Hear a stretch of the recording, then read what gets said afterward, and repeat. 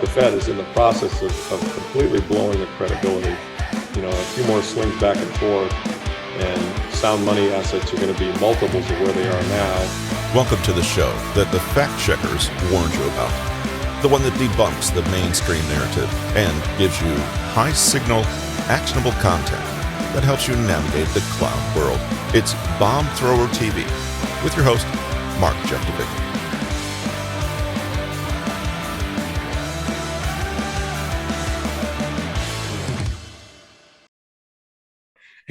Hey, Mark. Hey, Lawrence. Hey, John. How are you? I'm great. How are you guys doing? We're doing good.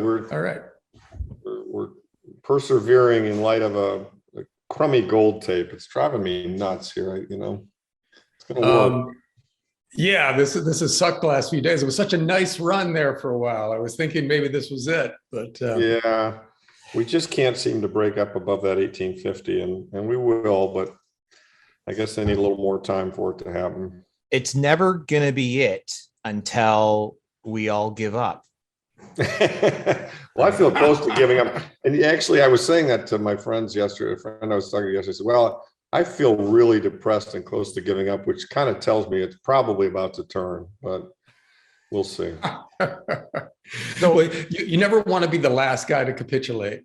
Right? No, The guy right. ringing the bell at the top kind of thing. Like, Yeah. I was waiting for a real estate crash here in Toronto for 30 years now, and Right. finally lost the battle with my wife to buy a new house about 5 years ago. And I thought, this is it. This is me ringing the bell at the top.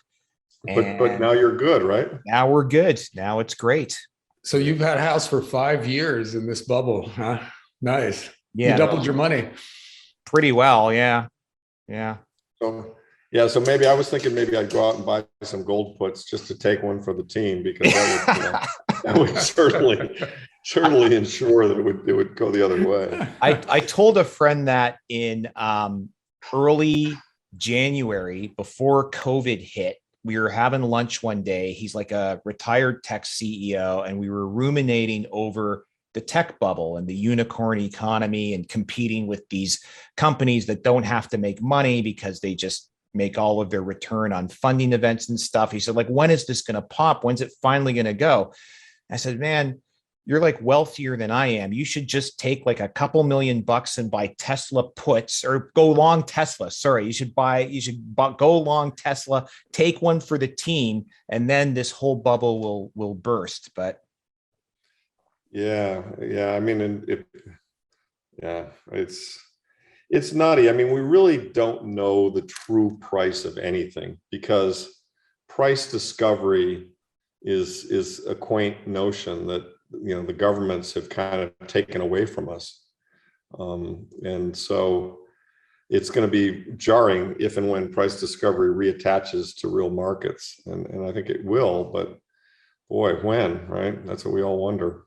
I almost think we should just quickly insert an introduction, because we're actually talking about the meat of the kind of stuff that we're talking about. John, do you want to do the honors, or?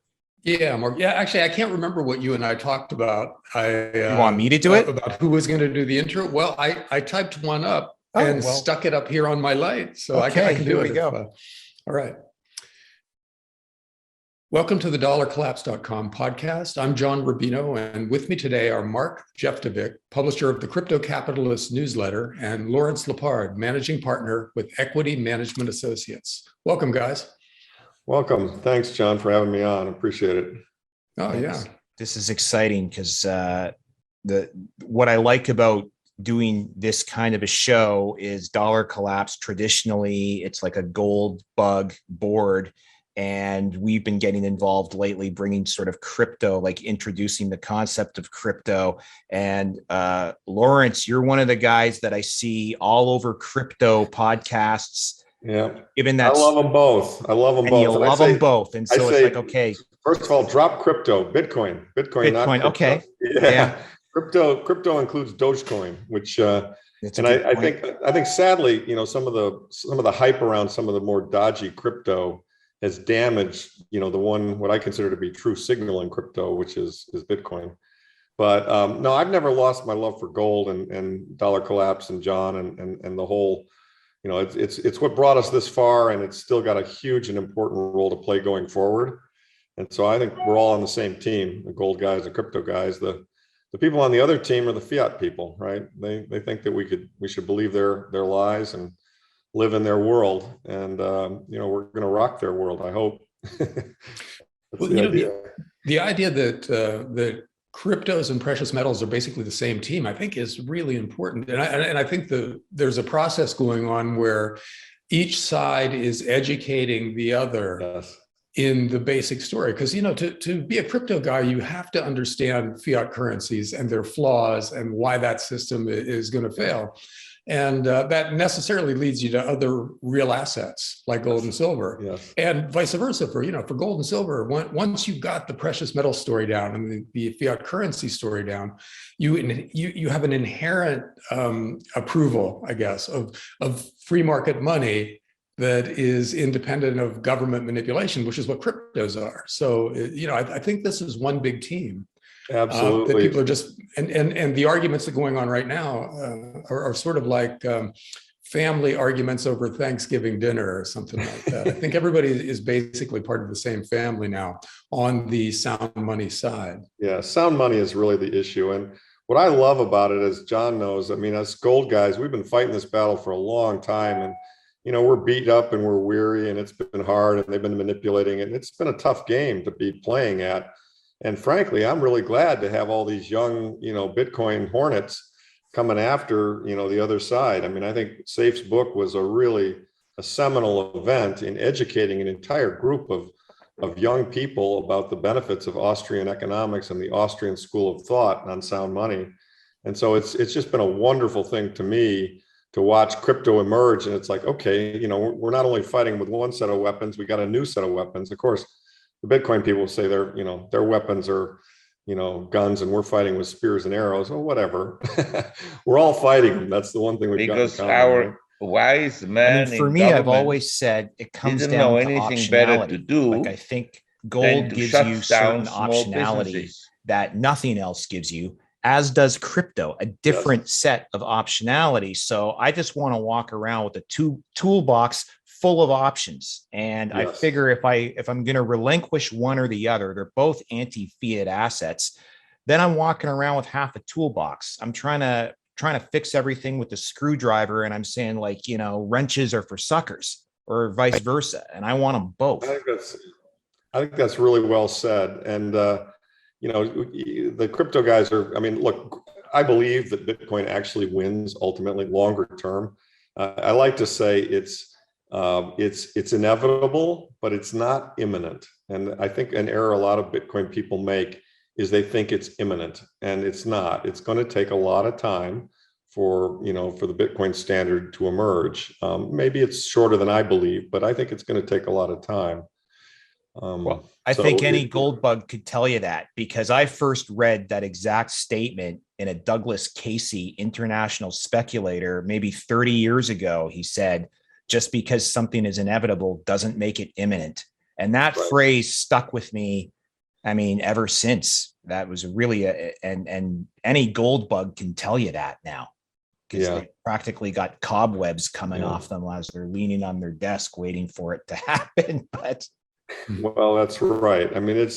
It's been frustrating, but the cracks in the system are large and getting larger. It took them, 3 years to print 3 trillion and the GFC. And what did they do it in 6 months or a year this time around? Yeah. And the next one will be bigger, right? The next one will be, 8 trillion or 10 trillion or who knows what. It's the system requires a continual flow of new money and new credit to service the obligations created by the old money and the old credit. And they have to choose. They have to either inflate it or the whole system dies. So is what's going on right now out there another taper tantrum that's going to play out the way the last few have? Or is this one different in some fundamental way? Well, if that's for me, John, it's hard to tell. I think that, yes, I think that is what will ultimately happen. I think they continually put in workarounds behind the scenes. There's a guy on Twitter named FedGuy12 who was inside the Fed who talks about the behind the scenes things they've done to prevent another taper tantrum. And so, I honestly thought that the market would be down heavily today and heavily next week, that Powell's hawkishness, that the stock market can't handle Powell's hawkishness, but maybe it can for a while. Maybe they've got workarounds. I mean, we really don't know everything they're doing. We do know that the Exchange Stabilization Fund intervenes in these markets. I mean, one of the problems we were talking about before we came on air is that, price discovery kind of left the building a while ago. Honest price discovery based on free markets left the building. And as a result of that, it makes it difficult for all of us playing in the sandbox to know exactly when things are going to happen, exactly what's going to happen. And so I think there's a lot of uncertainty. I know which side of the bet I want to be on. I'm very confident that we will win the bet, but I can't say exactly how quickly. And I think it's very important to understand there'll be a fair amount of volatility. And therefore, one of the pieces of advice I give everyone who's playing on this bet is don't get over leveraged, because you don't want to get blown out of holding the solid stuff. Yeah, go ahead, John, you're about to say something. Okay, well, if we're using past taper tantrums as a guide, Right. the Fed tries to tighten, stocks freak out, the Fed panics and capitulates, and then everything takes off again. So there's in past taper tantrums, there has been a number. In other words, how far stocks have to fall before the Fed gives up and reverses course. And so that's really, if you were going to try to trade this, the number is the thing you want to know. How far does the NASDAQ have to fall? And I don't know. If either of you guys have a sense of what that would be, I'd like to hear it, because I would really like to get in at the very bottom and ride this thing back up. Go ahead, Mark. I've got a number, but I want to hear Mark's first. So I don't have a number because I actually did what I think is a little bit of game theory. And I think no matter what happens, and I actually put out a post by this title last week that actually went a little viral, said all Fed policy tracks still lead to Bitcoin, and by proxy anti-fiat. So I think if they're serious about raising rates and going higher, lashing themselves to the mast, as Vockler said in his autobiography back from another era, if they're serious about that, and I don't think that that's possible, but let's say they are, they're going to destroy the bond market. And so some of that fund flow will go into anti-fiat. It will go into hard assets like gold and Bitcoin. If they back off, right, so the taper tantrum forces them back down, I don't have a number. I think, I don't even know if they're going to get a raise out. I mean, maybe they will. Maybe they'll get one raise out. Maybe they'll get two out. But if that happens and then they back off and they reverse course and pivot, then again, that forces capital back, that takes it out of the currency and it forces it back into, and it impels it back towards anti-fiat like precious metals and Bitcoin. And then there was a third option that I put on the table, was maybe they know they're trapped and they think that their easier, softer way out of this is through a CBDC, which they don't. When I read their paper that they put out a few days ago, what really struck me the most about that was how far behind the curve they are on actually implementing it.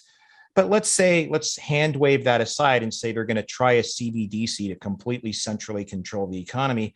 Again, you're going to have capital flight out of the banking system into anti-fiat, like gold and Bitcoin and, real estate. So I don't have a number. I just think that all scenarios lead to it at some point. It's that inevitability, but not imminence. So, John, to answer your question, my belief is it's 20 to 30% lower than today's prices, and we're already kind of down 10%. So I think that would be larger than most people would expect. I think there are a lot of people in the sound money community think he's going to blink immediately.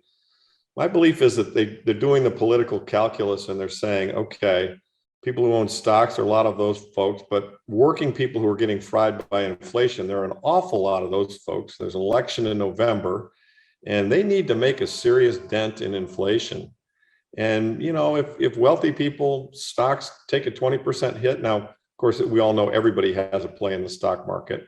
And if the stock market goes down far enough and fast enough, it's going to lead to business slowing down and the wealth effect and, a downturn. But I don't think they're worried about that right now. I think this inflation stuff scared the shit out of them.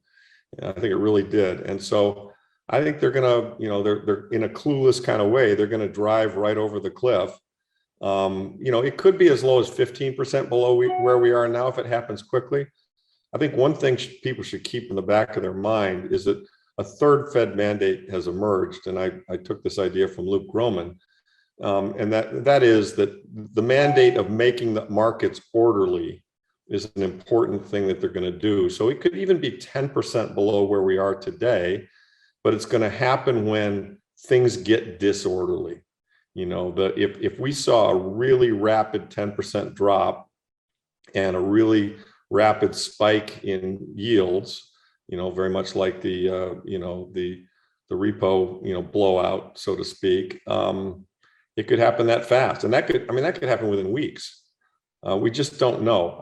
I kind of feel like this stock market with these overvaluations, it doesn't like what they're doing right now. And it's only a matter of time. We really have only had a month. There've probably been a fair number of margin calls. People haven't gotten their January statements.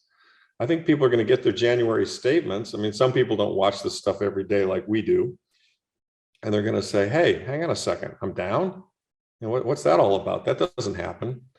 And we'll have to see what February brings. One of the brokers I use is Fidelity.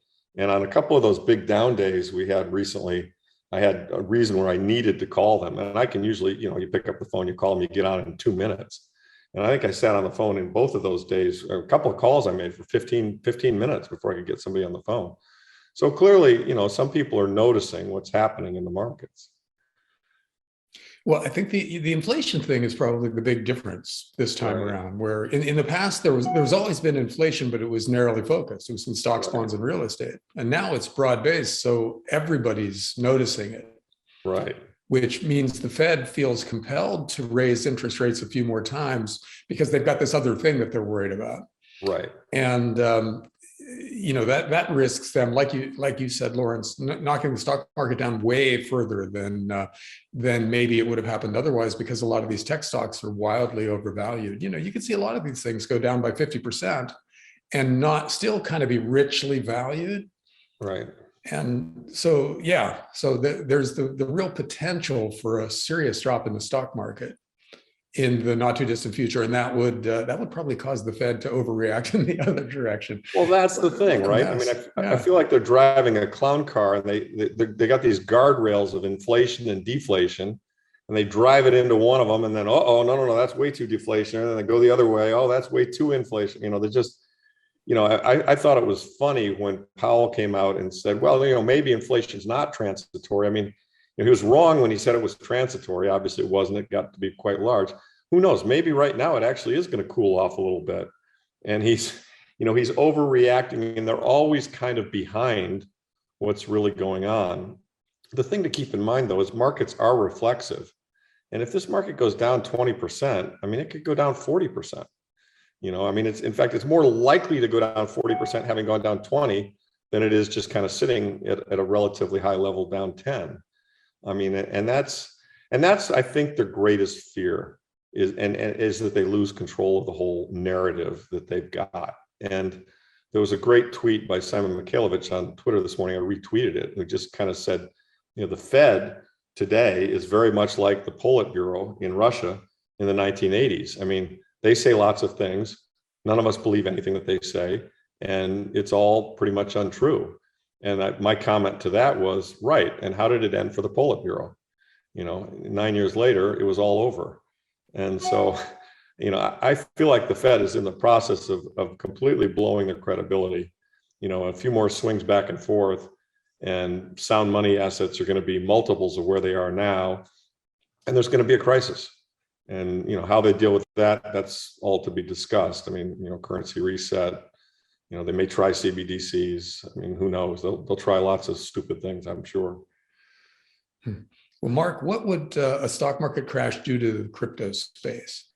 I was about to ask Lawrence, that, I mean, at what point do you think I don't that know. this correlation breaks? Because I think ultimately the correlation breaks, right? Because ultimately people say, like, look, this system is fundamentally broken, and what I'm doing is I'm opting out of this system and I'm trying to preserve some wealth, and that would break the correlation. Because right now everything is correlated, right? Even in 2008, gold went down along with everything else, even though a guy like me was waiting for it to go up. It did a V-shaped recovery, and it went up much further and faster than the rest of the markets, but it still dropped with everything else. Because if the floor falls out of the markets and all you have is like solid stuff like gold and Bitcoin, then you may have to sell it just to meet margin calls or meet liquidity. So I think at some point there is a break in correlation. I think I just talked over Lawrence. You were about to say something. No, I thought you were done. I'm sorry. I didn't mean to. No.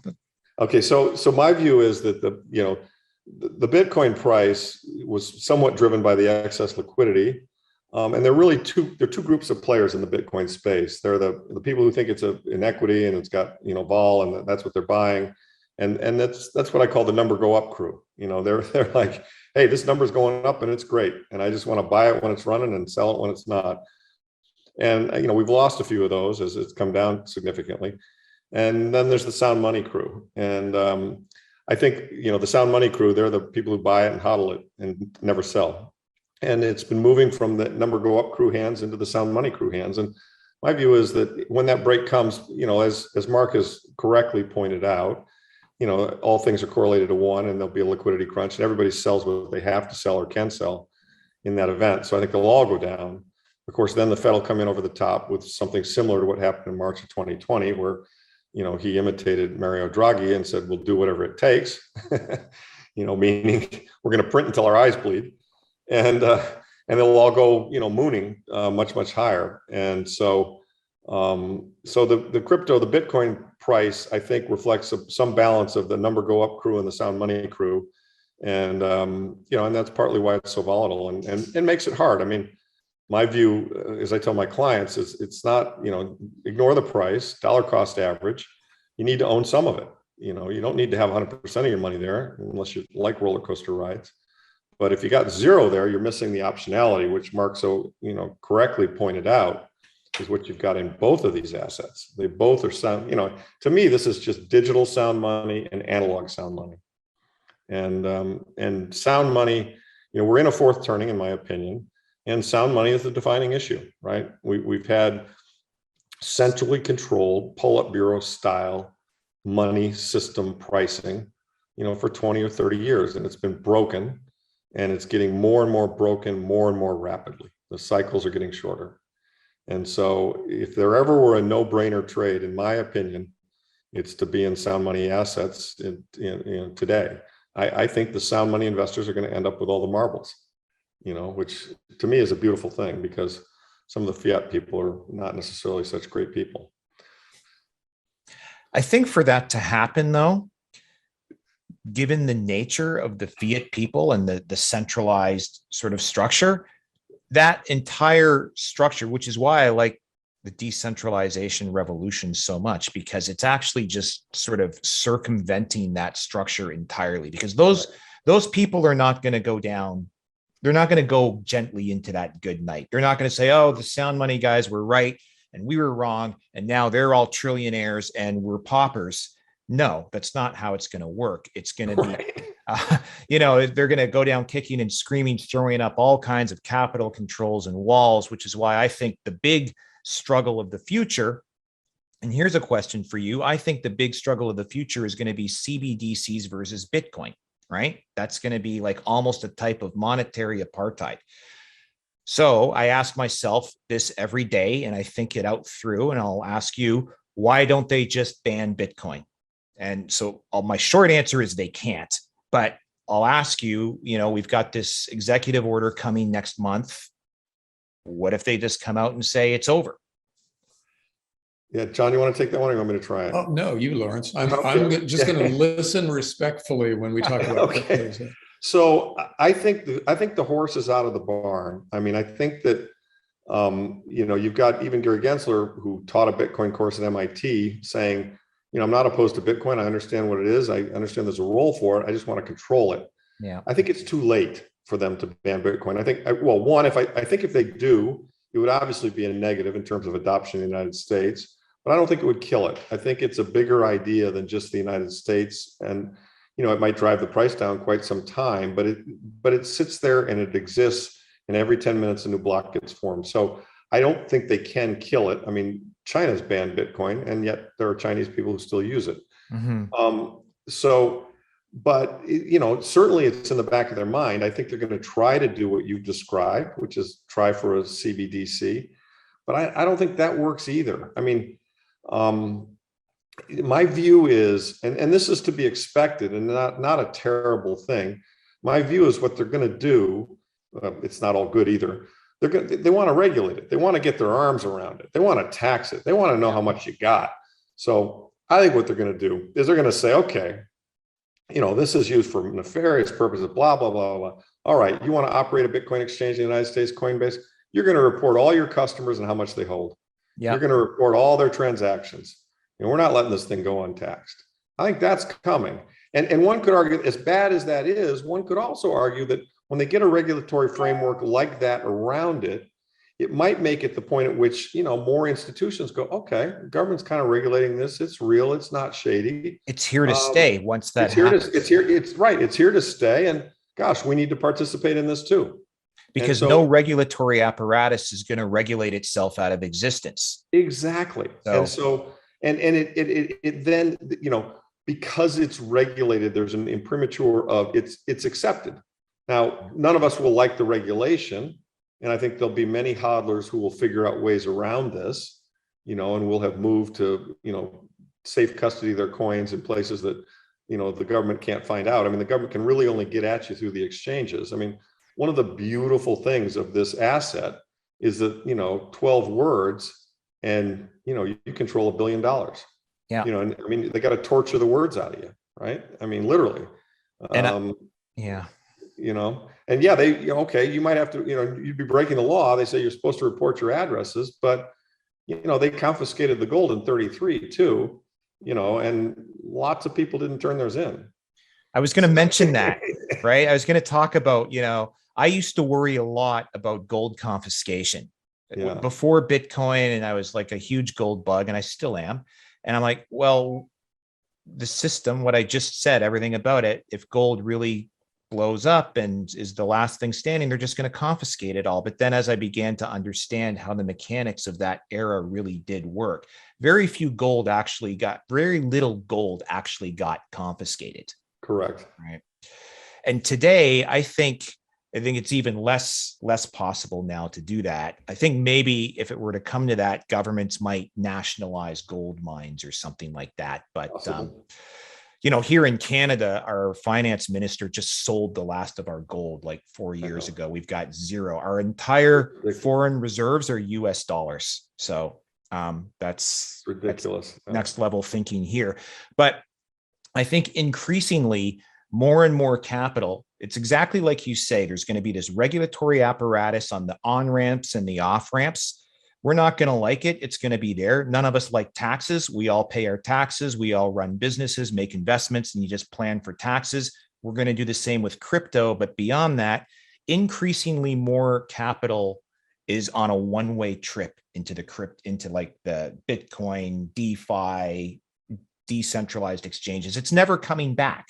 That's one of the things that we know. I mean, there's 5,000, 6,000 years of recorded human history where human beings will always choose the soundest form of money to protect their financial security. I mean, it's a fact. It's been proven. It's Gresham's law, proven over and over and over again. And that's why I'm so convinced that it's inevitable that these two assets will do extremely well. I mean, to review the numbers, I've said this many times, but I think it is important for people to understand. There's $450 trillion of fiat assets in the world. That's bonds, stocks, and cash. 450 trillion. If you consider sound assets, sound money assets to be gold stocks, 1 trillion, tradable gold, total gold 10 trillion, but tradable gold 5 trillion, and Bitcoin less than $1 trillion, you got $7 trillion of of sound money assets. You got $450 trillion of fiat crap. What happens? What happens when the fiat crap goes, hey, you know what? I'm getting debased. I need to go over there. That 450, some piece of that 450, doesn't matter. I mean, if you look at the 1980s example, the gold was the only sound money asset at the time. It got to be about 30% of total worldwide financial assets. So, right now we're at 7 trillion on 450. I don't know what percentage that is, but it's small. If we went up to 30%, boy, the multiples of the prices on gold and Bitcoin would be substantial, right? So it's just, to me, it's a no-brainer trade. And some people see it. I mean, Paul Tudor Jones sees it. A lot of people see it, but a lot of people don't. A lot of people don't understand that at the fundamental core problem that we have in the society, a lot of it is driven by unsound money. And so, my tagline on Twitter, and I think I borrowed it from somebody, I don't know where I first saw it, was fix the money, fix the world. I mean, you want to talk about draining the swamp, fix the money. Let me just say one other thing on the confiscation and on government actions. One of the things I think the government's going to come to realize is, there are 370 million Americans. How many people are there in government? How enforceable are these laws? How happy are these Americans when their wealth is getting inflated away? The third bubble in 20 plus years is bursting. Everybody in politics is a liar. We've been lied to about literally everything. I mean, you think people are going to obey the government when the government says, hey, turn this stuff in? I don't think so. I mean, this isn't Australia. I mean, half this country is heavily armed, so. Well, speak for yourself. I live in Canada, so, socialist paradise, but we're still. Well, Canada's a different case. I mean, I don't know. I think there are a lot of freedom-minded people in Canada. I would imagine. Yeah, actually, there's a whole convoy headed to Ottawa right now that absolutely everyone is trying hard to ignore, but they're going. I thought that's fabulous, right? Yeah. I mean, there are people up there with common sense, lots of them. Yeah. It's a lot more understated here. Like when I talk to my neighbors and sort of normies and people like that, they're like, there's a lot of frustration. They're like, I can't watch the news anymore. It's like Pravda. Like, so all institutions have kind of bankrupted themselves in terms of credibility, including the media, or they're at least on the way to.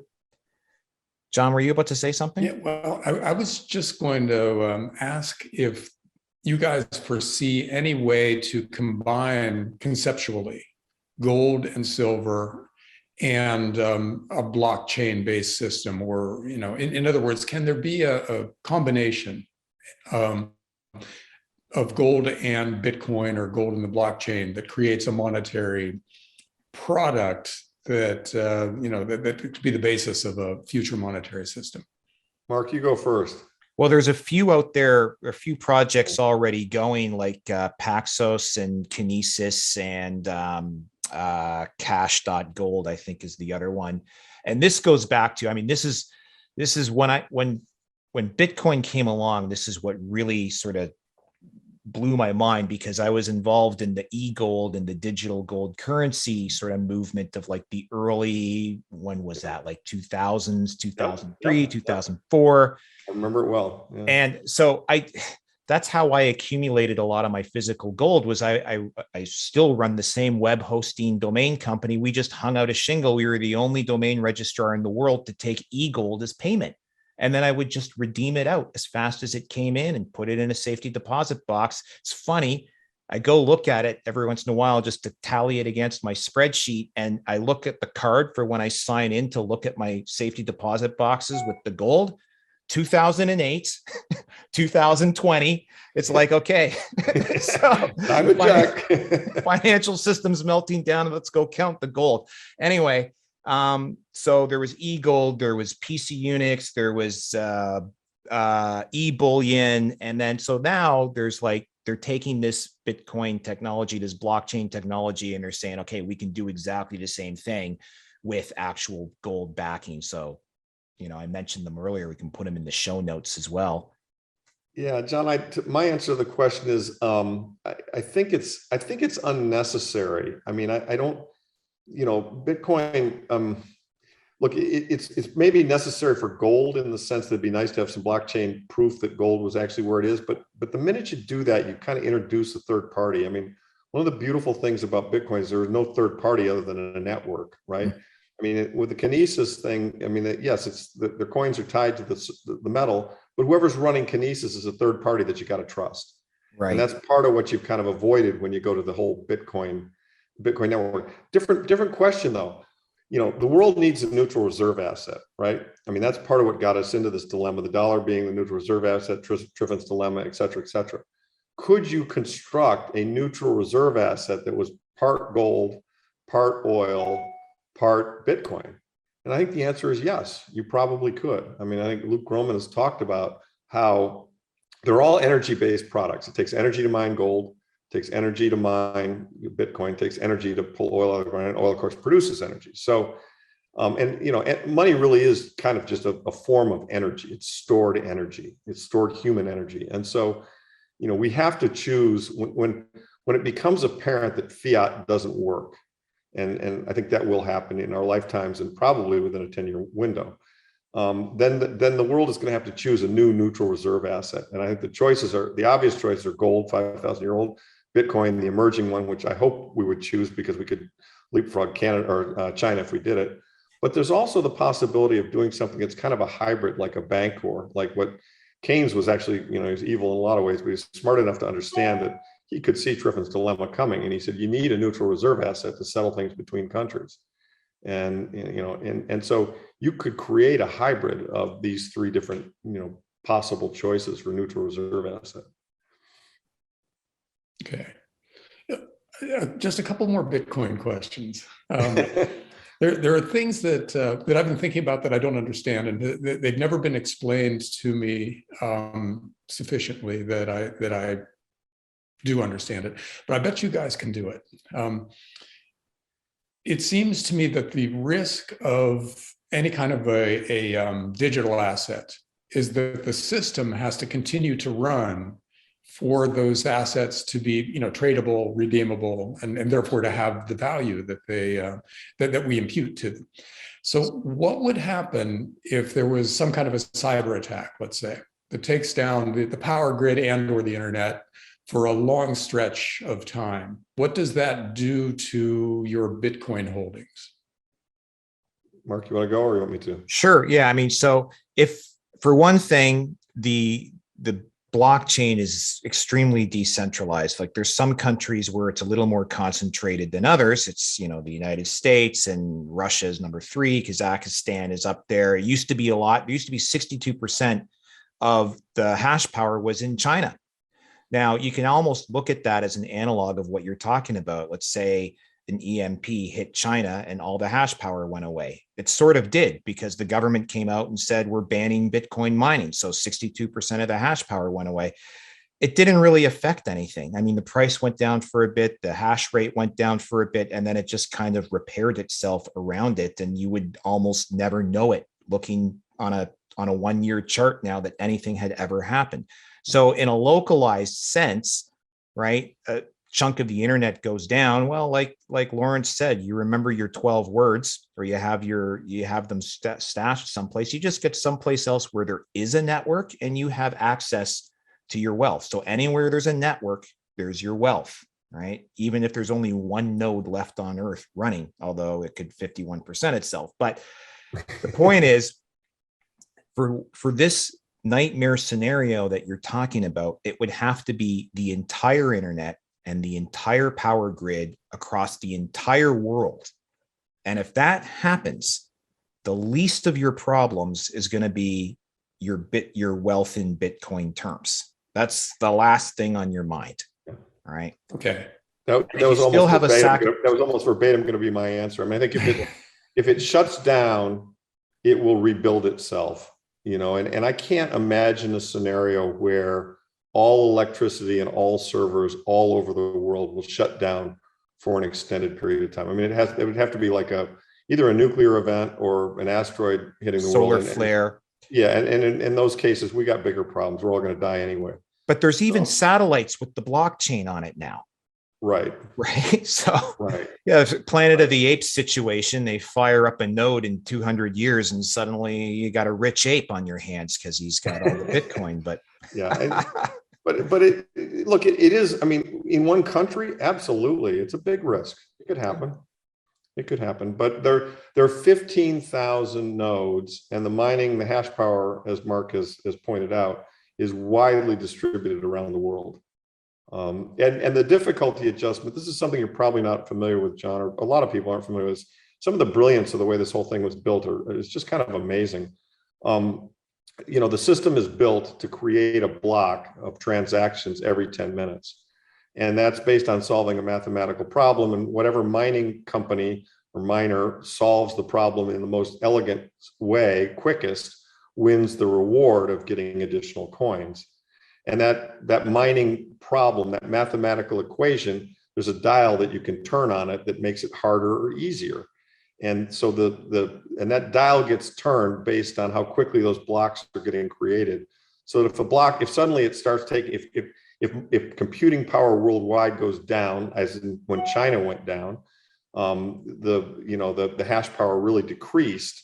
Well, then suddenly it took longer to make a block. Well, guess what? The network automatically saw that and then turned the difficulty adjustment dial down so that it became much easier to create a block. And we went back to the 10-minute gap. So every 10 minutes, a block gets created, and the difficulty of creating that block is something driven by the number of servers that are on. So that the network, in a sense, self-adjusts to the power that's being fed into the network. So again, just there's so many brilliant pieces of the way the guys who invented this thing, constructed it.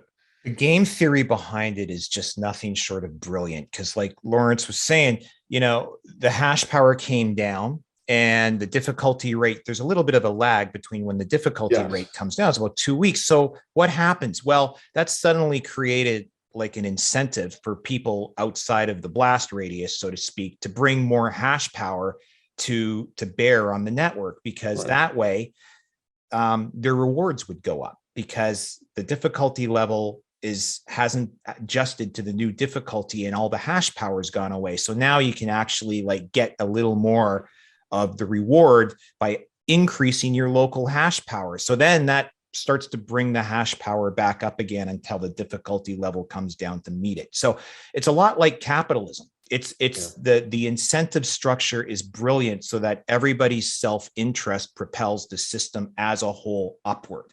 So, a transaction doesn't take place unless two parties to it perceive that they're getting better value from the transaction. And so that self-interest on both sides pushes everything forward. Same thing happens in the blockchain and the tokenomics and all of it. It's just sheer brilliance. Good answers. Now, one other question along these same lines. Not too long ago, Google announced that they had developed a quantum computer, and at least the hype around quantum computers is that they'll be so powerful that they can break any encryption. So, what does the advent of that kind of computing power and the ability to break encryption that is implied in quantum computers mean for digital assets in general, and Bitcoin in particular? I view that as a real threat, actually, but I don't know. Just having quantum computers and then the ability to break the level of encryption that's been built into Bitcoin, those are two different things. You can, in other words, I think we're at quantum computer, version 1.0, and it might take quantum computer version 20.0 to have the power to break this encryption. The people I've spoken to, and I've spoken to a core developer at MIT who was familiar with the subject, have said that not to worry about it in, kind of a 30-year time frame. But, look, everything's up on the table, right? I mean, it could change. It could definitely change. And it's something to keep an eye on. I certainly don't worry about it in a 5-year time frame. I don't think they're anywhere close to being able to touch this encryption. I mean, I can't remember. They were telling me it was like 10 to the what power, but I mean, the level of difficulty in breaking the encryption right now, it was like billions of years of the best computers running to break through it. So I think it's technically not likely in the shorter run. I suppose it is always a threat in the longer run. There are already teams and people working on quantum resistant encryption as it is anyway. So it's that age old arm race, right? So over here, someone's trying to build a better mousetrap, and over here, someone's trying to build a better mouse, right? They're just trying to so as I think as the world gets closer to quantum computing, there's going to be advances in quantum resistant encryption. And then there's going to be this jockeying and this balance there. I put quantum computing in the same category as asteroid mining is going to make gold worthless. Yes. Right. Because there's an asteroid out there that has enough gold in it to make everyone on Earth a trillionaire. Yeah, that may be true, but let's land it and mine it without destroying the solar system and then talk to me. Yeah. I think it falls into the category of unlikely near-term or medium-term risks in my book. Okay. Now, how big a deal is geopolitics to you guys? Are we going to wake up some morning and find out that we're in a shooting war with Russia or China? And what does that? How does that figure into your investment strategies? I'll go on that one. I think the answer is no. I'm an optimist. I think we're already at war, and it's a soft war, built on technology, built on sound money, built on a lot of things. And sadly, I think the U.S. isn't playing its hand particularly well. I mean, we've got more resources, a great country, great population, et cetera, and yet we've let some other countries take advantage of us. I mean, China's stolen a lot of our technology. But they've got a lot of problems. They don't have nearly as big a landmass. They don't have nearly as much food growing capability. They don't have nearly as much water, fresh water.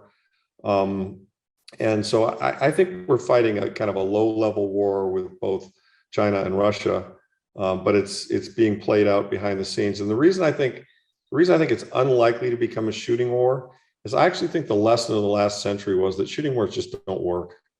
You don't really get anywhere, and you end up with a lot of dead people. I mean, that's what the World War II showed us. And since then, we had a few small follow-on proxy wars, and they kind of showed us the same thing, Vietnam, Afghanistan, whatever. And, to me, everybody in the world now is about, people want to gain financial dominance. They want to be rich. There's a lot of warfare going on there, right? What's the right reserve currency? Who's got the best technology? Et cetera, et cetera. But I don't believe shooting wars are something that's going to be a part of our future. I think they're part of the past. I think that people realize that nobody wins. And so, with that, I mean, and you can say I'm naive, but I don't think so. I actually think that's what the last century taught us. And then with that, I think that the other thing the last century taught us is there is a discontinuity, or what should I say, this diseconomy of scale. I mean, Henry Ford showed us that, look, you have an assembly line, and this is great. We can build more cars faster, cheaper, blah, blah, blah, blah. World War II is mass killing, right? I mean, we had bombs and guns, and we learned how to kill 50 million people really quickly. And, big organizations, I think they're not necessary. They're not as necessary. The economies, we reached peak economy of scale in a lot of organizations, a lot of things, including governments. And we're, in my opinion, entering into much more of an age of decentralization, where people will live with like-minded people. And if they don't, like the people they're with, they'll go somewhere else. And, I mean, you already kind of see some of that in the United States. I mean, the notion that Texas and, Florida could say, bye-bye to the Union, right? Because, I mean, and you see people congregating in states that are with like-minded people, right? So I think I don't see shooting wars, and I think big centralized governments are going to fail. And frankly, I think that's a beautiful thing. I mean, they haven't really done a whole lot for us the last 50 years, that's for sure.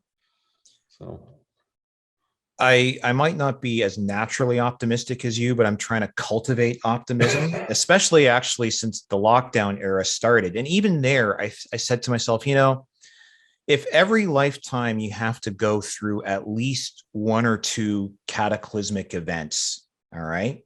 So my parents were there's a full generation. My parents were a lot older than me, okay? So my parents lived through World War II and everything that came after it, right? So it's okay, that was their cataclysmic event of their generation. And it was it left scars on them for their entire lives, right?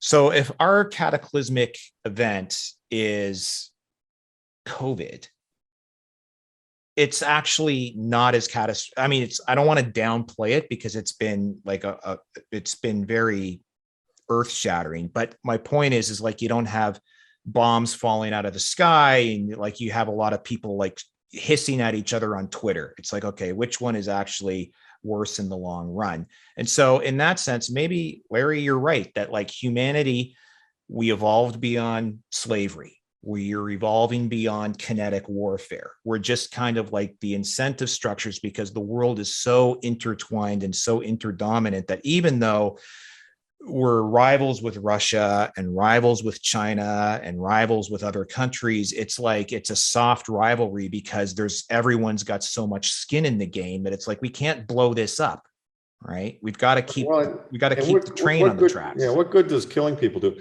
But I'll take difference with you here. I'm actually more pessimistic than you. I think COVID is just it's a terribly unfortunate, but I think it's a blip. I think the big cataclysmic event the three of us are going to live through is a full out collapse of the currency system, and that's going to be a bitch. Yeah, I mean that's going to be a real bitch. I mean, imagine when currencies are worthless, and other alternatives will emerge. But imagine, imagine what it would have been like to have been in Weimar Germany and to have a middle class existence going on, and then suddenly you're broke. I could tell you a story about that. Right. You probably can. I mean, and my point is that's a scarring experience. I mean, that's a major, and I think that might be coming, which is terrible. But the good news is if we don't kill a lot of people and we return to sound currency, and all the assets are still there, all the factories are still there, all the farms are still there, we reorganize around the sound currency and we start doing what we go back to where we were and people rebuild, and in a much better and probably more honorable way.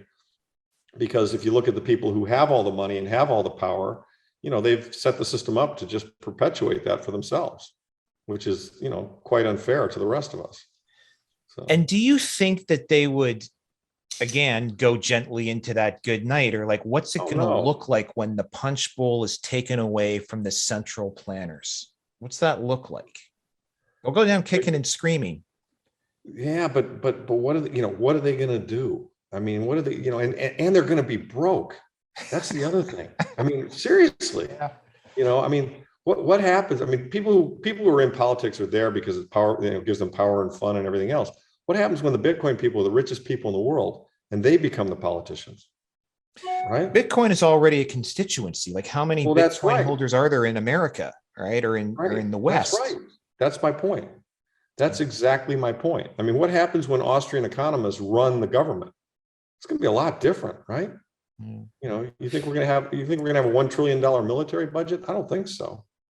Well, that's kind of why I asked the geopolitics question, because it historically, when a government has made a huge mess out of their domestic economy, they look abroad for somebody to fight with as a way of distracting their people from their own mismanagement. And there's kind of a feel to that right now in the world, it seems to me, that everybody's looking around for some way to distract their voters before the next election. Well, I think it's going to be, I jumped in, sorry, but and this is where I do get a little pessimistic sometimes. I worry that the big catch-all for that is going to be climate hysteria, right? That they'll say, okay, we've got to remember what we did during COVID when we had that existential threat. Well, now it's everywhere all the time. It's climate. So we've got to throw this power structure back on overdrive. We have to go back into a lockdown society, central bank digital currency to run a social credit system.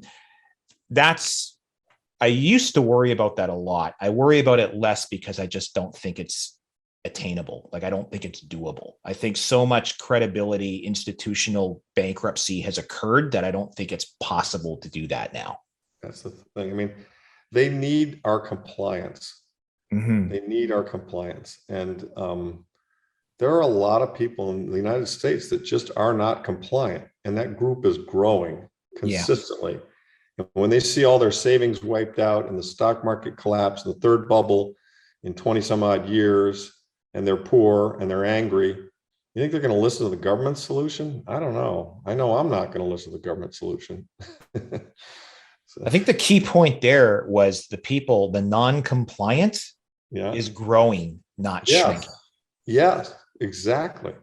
I mean, they've got evidence of it. They're looking at, who are you going to believe? The government or your lying eyes? I mean, it's it's blatant. It's everywhere. So, but John, I share your concern. I mean, particularly as regards to Taiwan and the Ukraine. But I think we're looking for the last problem. And I don't actually think that's where the problem is going to come from. I don't think it's going to be a war. I think the problem is going to come from a currency collapse. And you wrote the book on that, right? And you're Literally. you know that. I mean, your site is all about that DollarCollapse. I mean, and trust me, in my view, that's going to be plenty. I mean, that will be a scarring event for our generation, and our grandkids will say, can you believe that these idiots let this small group of people set the price of money and control the fiat? I mean, what the fuck were they thinking? I mean, they had to be out of their goddamn minds to do that. No wonder why the whole thing collapsed. That's what I think our grandkids are going to say. And then they're going to say, thank God granddad had the good sense to buy Bitcoin and gold because, we're secure because of it. I mean, there's a big economic difference for those who had it and those who didn't, right? So I don't know. That's how I envision it unfolding. I could be completely wrong. I've been wrong a lot, so I wouldn't be surprised if I'm wrong here too. Okay, well, we're about 50 minutes in, so let's end on a prediction for each of you. Is the next 10 years Weimar Germany, the Great Depression, or something completely different? Go ahead, Mark. I'm going to say a kind of Weimar. Like, I think it's going to be high inflation, possibly hyperinflation, with a sort of layer of push, like a last gasp of central authority, trying to keep a lid on it all with CBDCs. That's kind of what I think is going to happen. I'm kind of there. I think it's Weimar, and maybe before it goes to the currency's completely worthless, there's a reset of some kind, wherein there's a Bretton Woods 2 or Bretton Woods 3, wherein they say, okay, we screwed this up. We know we screwed it up. We're going to a sound money currency. All the old money is worth, 10 for 1 reverse split. So $10 is worth one new dollar. The new dollar is backed by Bitcoin, and the new dollar is backed by gold, whatever it is. So there's a reset. But I think that's within a 10-year window, pretty certainly, in my view. I know we're wrapping up, but I have to ask you this. Do you really think the powers that be that would convene, the people who have the capacity or the ability to convene a Bretton Woods 2 or 3 or whatever, would actually reset to a sound money? Or wouldn't they just reset to some other bogus fiat construct so they could just run the whole playbook again for another 100 years, would be the perception? Yeah, I agree with you. That's a risk. But I think that the voters are going to have a big say in it. And after they've watched, I mean, you're way down the inflation path. So that, you've lost from where we are today, you've lost 60, 70, 80% of your purchasing power. You haven't gone to the final 100%. Right. But you're way down the path. So effectively the currency has failed. And I think that a leader will emerge. And this is the part where we got to count on the hero generation, in the fourth turning model. I mean, I think a leader will emerge. I mean, my vote right now is for the mayor of Miami, Suarez, who's a Bitcoiner. Yeah. A leader will emerge who'll say, look, the problem here is that you guys had, unsound currency, full stop. We're going to fix that. And here's how we do it. And, the millennials who've been educated, who own Bitcoin, who can't buy a house because the price of the house are getting away from their slow growing salaries, they're all going to go, yeah, I'm voting for that guy. Absolutely. And it'll be obvious. It'll be obvious. I mean, they're going to try and obscure how all this happens, blame the system. They're going to point at a lot of other things, but people are going to know when their currency becomes worthless. It didn't happen just as a coincidence. It happened because the government effed it up, right?